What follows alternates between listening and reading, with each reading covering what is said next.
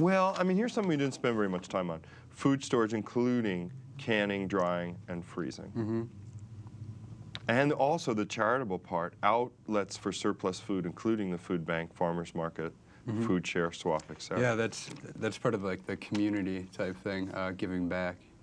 Yeah. And so, So people are really successful, and they said, wow, I planted way too much zucchini Yeah, or exactly. something. Yep. That you would indicate to people how and where they could share the extra food in the system. And canning, that's I mean, I've seen it done a little. I don't know that much about it either. You know, I remember the ball jars and people were boiling stuff. Yeah. and we're gonna have workshops on that to teach people how How to do preserve the vegetables through the winter. Yeah. Exactly. And I mean, Jared and I aren't experts here either. Right, right. Which I think gives us a little bit of credibility. I mean, you know, we're learning together, you know, so. Yeah.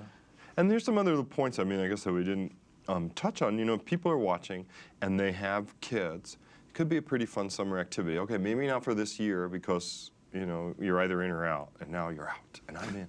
But for next year, when you're looking for 40 more gardeners, people might consider it, you know, as a way of educating their kids about some really basic biology, Absolutely. like how things grow or whatever. Yeah, it really teaches kids about interactions between the environment and humans.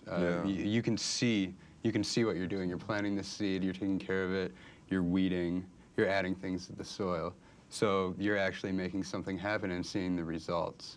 And hopefully, if kids are doing it, they're also connecting with their neighbors through these events and stuff, and seeing what happens when people work together. Yeah. And it gets them out of the house, and Totally. it teaches them a and lot. And if it doesn't work, you know, in terms of like getting them to love to it, it becomes an extraordinary disciplinary tool.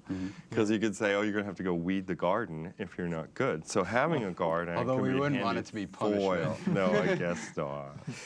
I'm kidding. Well, is there anything you want to add? Well, I mean, our contact information is up, but if you want to help us out on the 26th, you should definitely shoot us an email with any time that you're available. We have a lot of cool stuff. We'll be creating compost. We'll be adding manure, going out in trucks and to local farms. So there's an opportunity there if you want to, you know, dig some manure, or, you know, create raised bed gardens if you've never done that before. So a lot of cool stuff on the 26th. So if you have any time, shoot us an email. Yeah, and it's 4 days after Earth Day after all. Exactly. Time to celebrate. Arbor Day? And we're going to have a table at the Earth Day celebration at Karis Park, so if people would like to stop by, we'll be there. Well, that's great. Yep. Get hooked in. Well, thanks so much for taking the time to be on the show.